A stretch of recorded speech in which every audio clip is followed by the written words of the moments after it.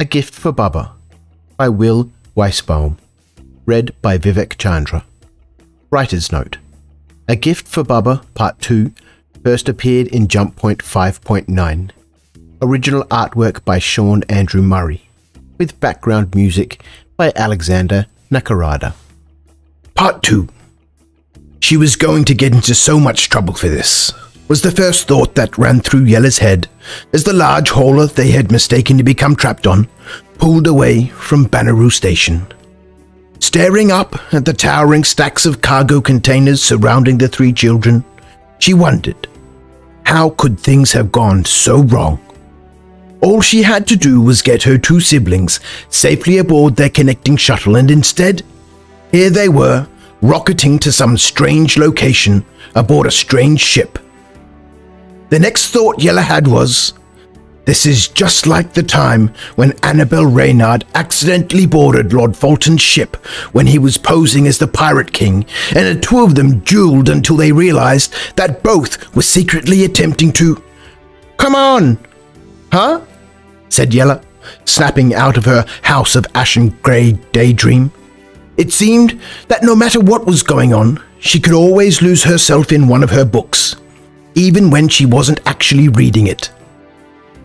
"We need to stop this ship," Selin said as she grabbed her sister's sleeve and pulled her towards the exit on the far side of the cargo hold. "You're right," said Yella, freeing her arm and taking the lead. "If we can get the captain to take us back to Banneroo right away, we can try to get on the 1945 flight to Europa. Maybe they will even let us calm Baba and tell her what happened. She'll be worried when our shuttle arrives and we're not on it." Yella felt far better. They had a plan now. If she just focused on that, there was less room in her head for the doubt and worry. Though Baba would probably scold them at first for missing their flight, when she found out about their adventure and how well Yella had handled the situation, their grandmother was sure to give one of the little smiles she gave whenever they were particularly brave or clever. As Baba said, a good adventure is always worth getting in a little bit of trouble for it. "Do we have to leave so soon? I've never been on a hauling ship before," Daymar asked as he walked alongside his sisters. "Wait!" Selin and Yella froze in their tracks as Daymar dropped to his knees and ripped open his rucksack. "What? What is it? Did you lose Baba's gift?" Yella asked. "No, I have it right here," said Selin, showing her older sister. Yella was relieved to see the precious gift still safely tucked into Selin's bag. After working so hard to get a replacement for the first gift they lost, she didn't even want to think about the chance of losing this one. Even the dim lighting of the cargo hold did little to hide how beautiful its craftsmanship was. It had clearly been well used over the years, but carefully cared for. Exactly the sort of thing that Baba loved. Part of Yella was still amazed that the stall owner had agreed to give the gift to them in exchange for only partially opening her Banu lockbox. Yella supposed that after years of trying to open the thing, even that little bit of progress must have seemed well worth the trade. The stall owner was probably sitting with the lockbox right now, trying to open it the rest of the way. But Yella had a sneaking suspicion that when she returned to Station Banneroo on their way back to Mars, the stall owner and the box would be in very much the same state they were in when the children had left. "There it is," said Daymar, as he pulled out a worn, bright yellow cap and secured it on his head. "Now I look like a real hauler. Maybe the captain will even let me fly the ship. Oh, maybe I can fly us all the way to Baba's house." Selin was constantly amazed by her brother's ability to find the bright side of any situation. If she was a storm cloud, as her father liked to say, Daymar was the ray of sunshine that poked through it. "Maybe," said Selin with a half smile. "But first we have to hurry up and go talk to them." "Then let's go." With that, Daymar let loose an even bigger grin and sped up, leading the way through the cargo stacks. "It's this way, Daymar." Without losing a step, Daymar stopped, turned, and followed his sisters in the correct direction. It turned out that the hauling vessel not only had one of the biggest rooms they had seen on a ship, it also had one of the messiest. After heading out of the cavernous cargo hold, through the deafening engine room and past whatever it is you call those rooms that are almost completely full of pipes and valves, they had come to the crew quarters. Even though there were 2 beds, it was clear that only one was in use, since the other was completely covered in an assortment of items, the bulk of which could most easily be described as junk. The small kitchenette on the side of the room housed a museum's worth of dirty dishes. The work desk was covered with dozens of small vials, and the floor itself only had the narrowest of navigable paths through the flotsam accumulated there. "Whoa, look at all this stuff!" exclaimed Selen, impressed. Her own personal choice of living conditions hovered slightly around disaster area, but even her sleep hab back on Mars paled in comparison to the sheer magnitude of chaos that filled the small crew area. "It's disgusting," said Yella. "It smells like Dad's feet," said Daymar, crinkling his nose. "You still sure you want to be a hauler?" asked Yella. "Yes," said Daymar, but not that confidently. "Look, it's not trash, it's a collection," said Selen, stooping to pick up a small rock off the ground. "Dad showed me one of these before. It's a flint arrowhead." She cut across the mess to hold up a large, loose piece of fabric from the floor. "And this? I learned about this flag from school. It's from Port Renitus's first election when they formed the Mars Union." Selen's eyes narrowed and she protectively pulled the flag close to her. "You shouldn't put the Martian flag on the floor, even if it is an old one." Daymar was looking unhappily at the bottom of his left shoe, where there were clearly signs of him having stepped in something sticky and quite unpleasant. "Are you sure it's a collection and not just trash?" "It's both." Yella was surveying the room with new appreciation. "I couldn't see it under the mess, but whoever lives here definitely loves history." She turned her head sideways to look at the books that lined the packed shelf along the wall. "Look at all the books. This one's about the Mars tragedy. There's one about ancient Rome. There's Nick Crowshaw's biography. There's even 3 books about the Stanley Mutiny." "What's the Stanley Mutiny?" Daymar and Selen both asked. "When the UNE formed, a bunch of starmen didn't like it, so they captured their captain and took over their warship. It's what started the Unification Wars," said Yella. "But we're getting distracted. Right now, we still need to figure a way to get to Bubba. Come on." Carefully stepping around empty meal bar wrappers, crumbed cans of Boost, dirty clothing, and the surprisingly ill-treated collection of artifacts, the trio arrived at the bridge bulkhead.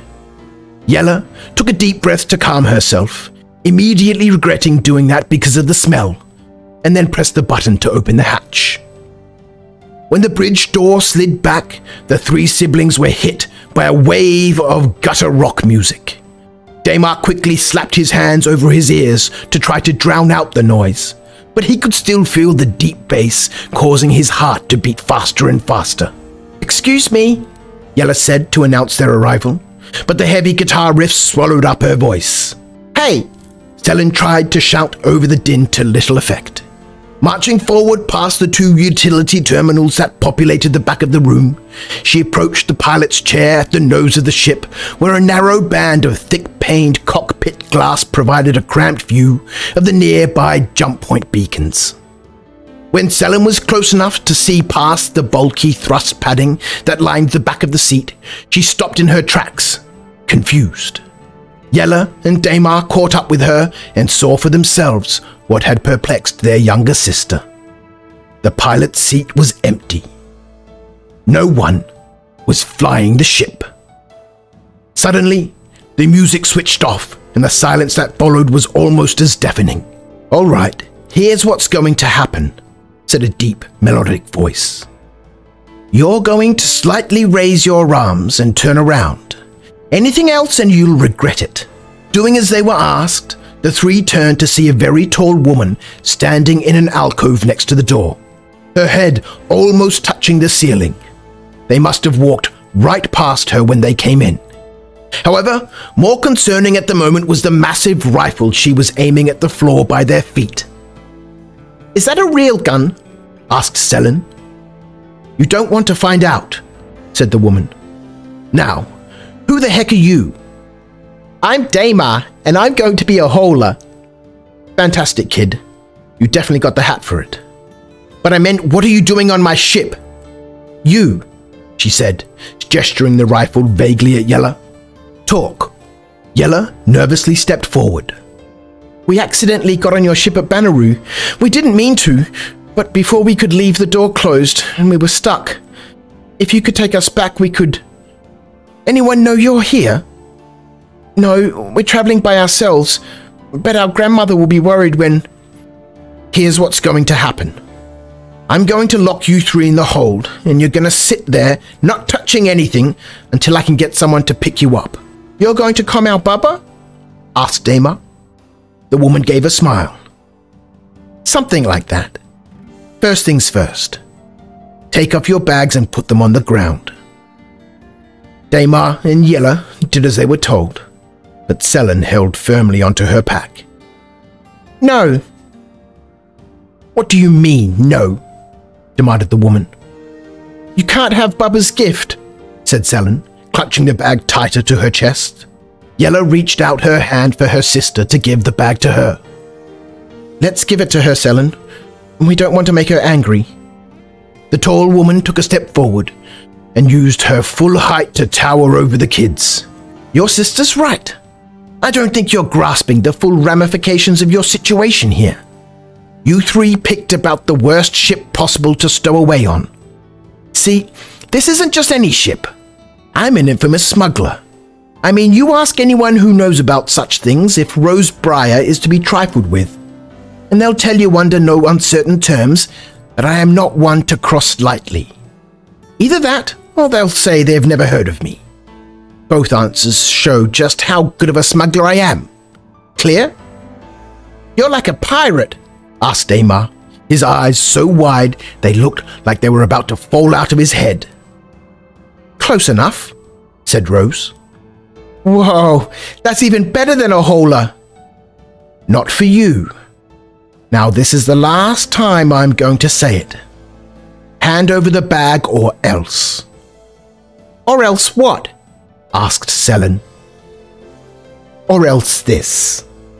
With lightning speed, Rose reached down and yanked the bag from Selin's grip. "Didn't see that coming, did you?" "Hey, that's stealing!" cried Selin. "She knows, Selin. She's a pirate," explained Damar. A little bit later, Yella, Damar, and Selin stood once again inside the cargo hold, except this time a thick power cord had been wrapped around them, binding the trio face to face in sort of an awkward prisoner hug. It had taken forever to shuffle from the bridge to the rear of the ship bound in this configuration, but Rose patiently followed them with that menacing rifle of hers at the ready, just in case. "There. Now you three just cool your heels in here and behave yourselves. We should be in Croshaw soon enough." "You're taking us out of Sol?" asked Yella, rotating her siblings around so she could look at the smuggler. "That's usually what going to Croshaw means," replied Rose. Yella felt her mouth go dry. She'd always wanted to go through a jump point. She just hadn't expected it to do it today, much less as a prisoner. This really was turning into something straight out of House of Ashen Grey. Rose studied the children for a second. "Let me guess. You've never jumped before." The sibling silence was all the answer she needed. Rose took a few strides to a nearby storage locker nested in the wall and keyed open the coded latch. From inside the small chamber, she pulled out a well-worn EVA suit and tossed the helmet with a clatter next to them. "Here. If you get sick, use this old helmet as a bucket." Rose turned to leave. "Wait, what if I have to use the bathroom?" asked Damar, his feet already dancing back and forth a bit. "The suit has a recycler in it. Might still be working. You can use that." And if we get hungry, what are we supposed to eat? The suit too? Said Selen. Rose rolled her eyes. There's a ration kit in the locker too. I would recommend waiting till after the jump to eat it, or it's all just going to wind up in the helmet. Rose stepped into the bulkhead, separating the cargo hold from the rest of the ship. Wait, what about untying us? Asked Yella. No. And with that, the smuggler sealed the cargo hold behind her. Not wasting a second, Selen sucked in her breath and slipped easily from her bindings. Heading to the exit, she stopped and picked up the helmet off the floor. Daymar, bang on the door and beg her to come back. When she comes in, we can hit her on the head. Okay, said Daymar, lifting the loose cord away and following after Selen. Wait, what do you think you two are doing? Asked Yella as she stepped out of the cord and hurried to catch up. We're mutinying, answered Daymar. He began to pound his fist on the sealed hatch. Help! Help! There's a monster! Selen grabbed a crate from the bottom of the storage locker and dragged it next to the door. Once we take over the ship, we can fly to Europa ourselves. Climbing on top of the crate, she raised the helmet over her head, ready to attack whoever came through. Have you gone crazy? Get down from there! We can't attack Rose. Why not? She attacked us. For one thing, she has a gun. For another, you have to listen to me. Dad put me in charge of keeping you safe. And look where you being in charge has gotten us, Selen muttered as she shifted her grip on the helmet. We've lost 2 gifts, missed our flight and got kidnapped. Maybe I should be the older sister from now on. Yella felt her stomach drop out from beneath her. Maybe Selen was right again. Her heart beat faster and the room began to swim around her.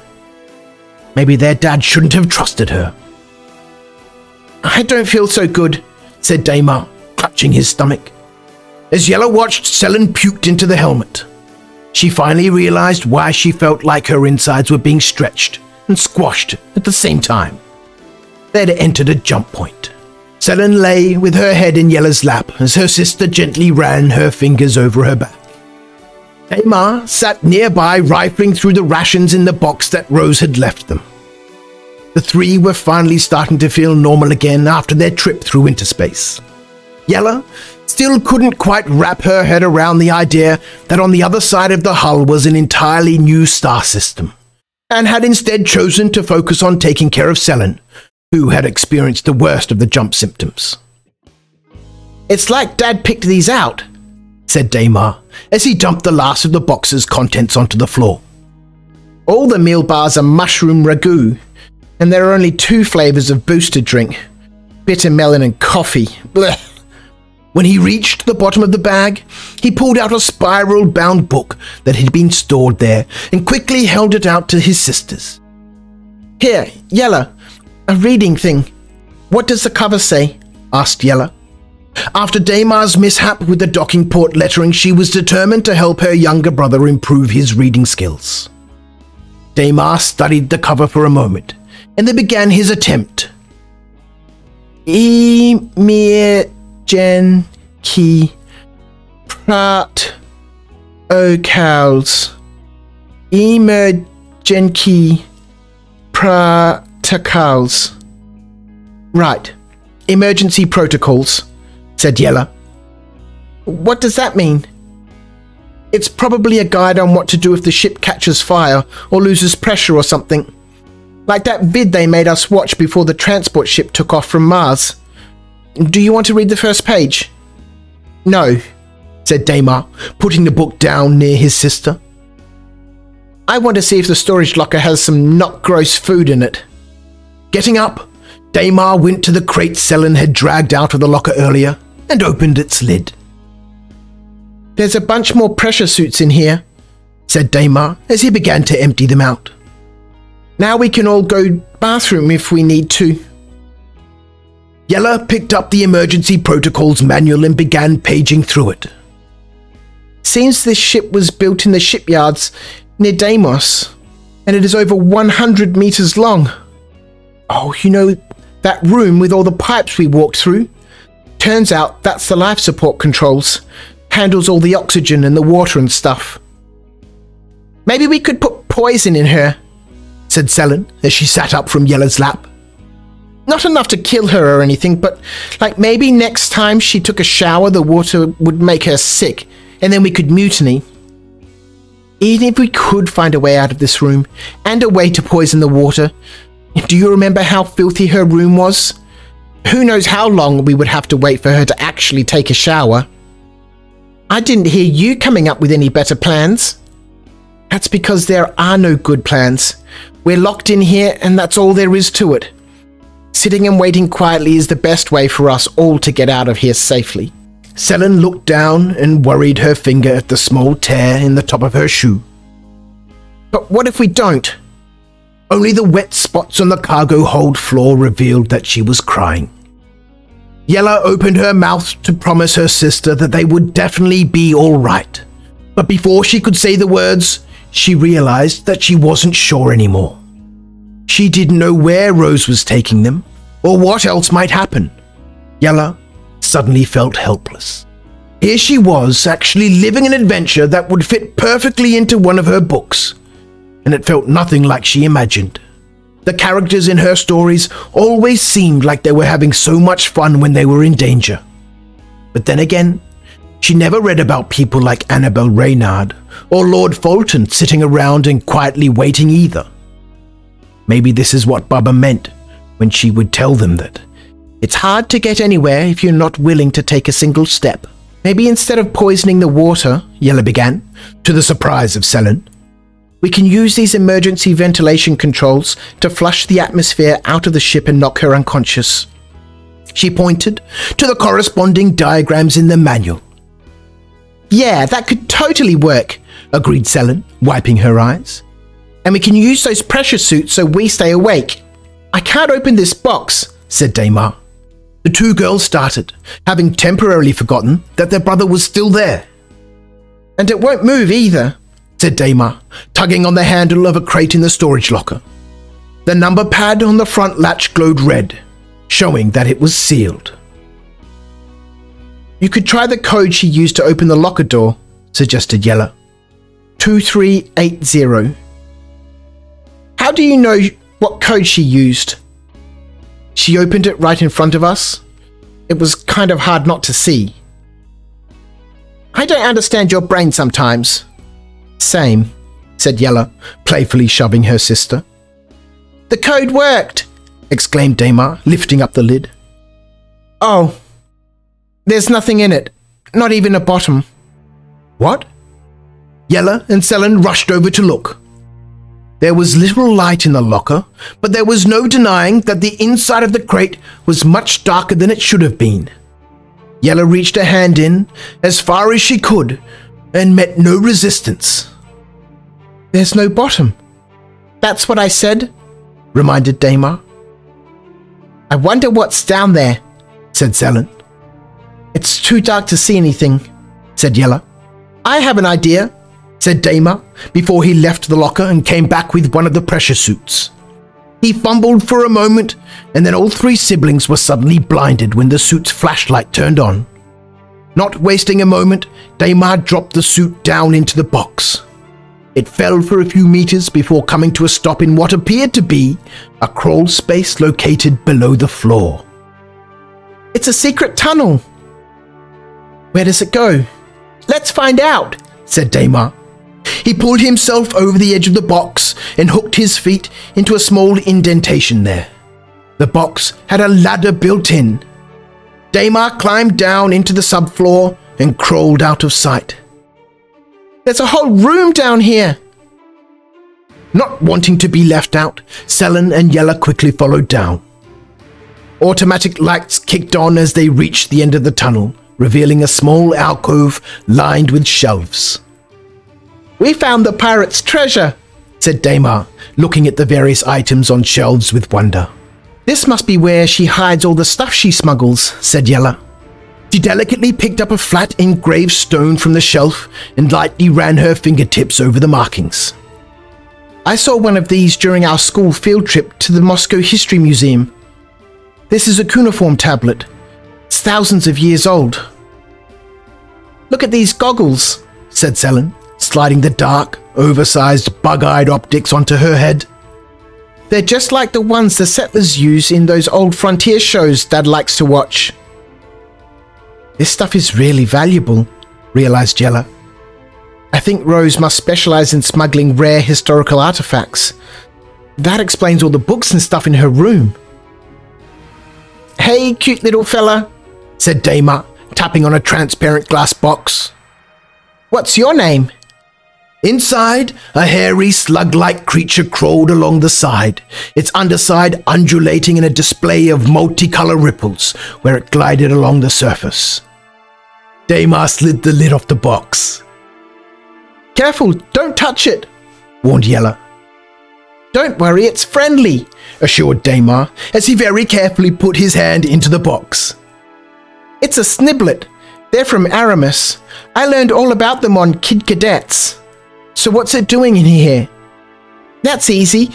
Sniblets are treasures too because people in Vega tried to wipe them out. There's not very many of them left. I thought you said it was friendly. Friendly to people. Sniblets eat metal though. Look! Daymar placed the sausage-esque furry creature on top of a bronze sculpture of two people kissing. As the creature crawled along, the metal practically vanished, and within seconds, there was nothing left of the torsos of the young lovers. Yella checked the tag on the sculpture. He just ate a rodent, whatever that is. I guess he was hungry, said Daymar. Maybe that could be his name. Daymar lifted the sniblet up to his face. How about it? Do you like the name Rodin? How much metal do you think Rodin can eat? They can eat a lot. Why? These bitter melon drinks are pretty good, said Yella, taking another sip. Sort of like a lemon apple flavor. You sure you don't want to try?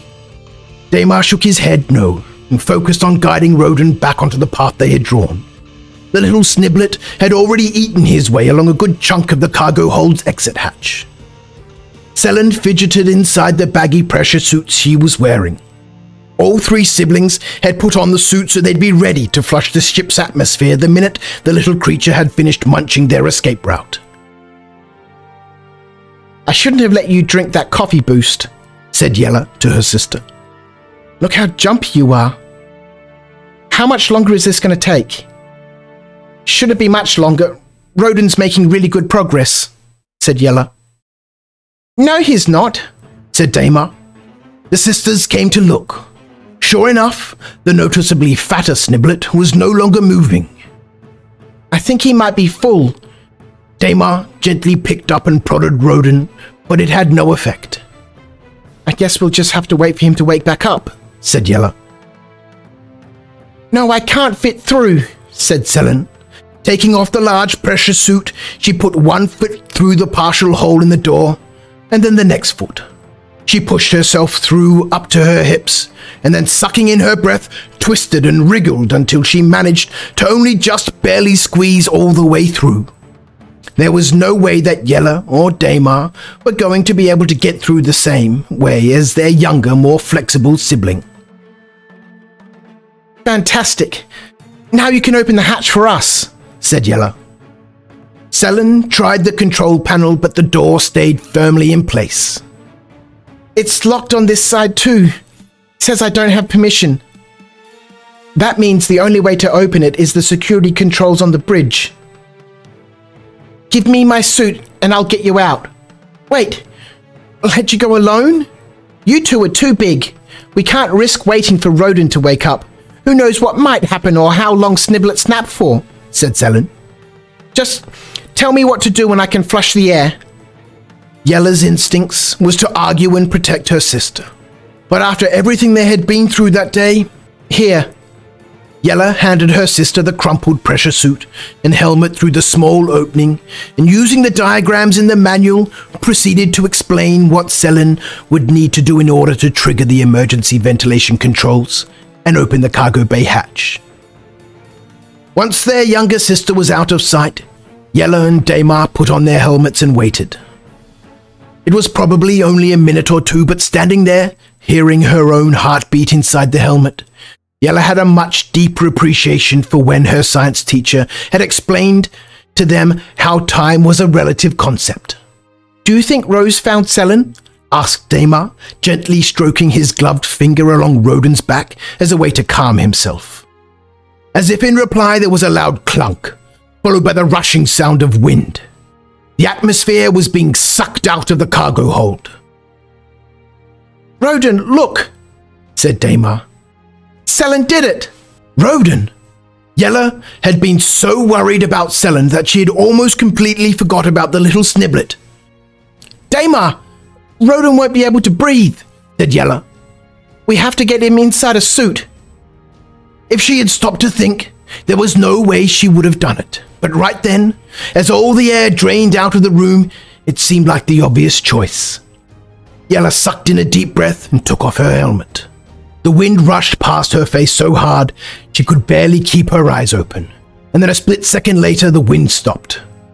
The atmosphere was all gone. Leaning forward so that Daymar would be able to reach her suit's opening, Yella hoped that he would understand. Her lungs were burning as Daymar reached forward and slipped Roden into her pressure suit. Not wasting another moment, she snapped her helmet back into place and sucked in a deep breath. As she panted heavily, Roden began to crawl across her faceplate. He's awake! You did it!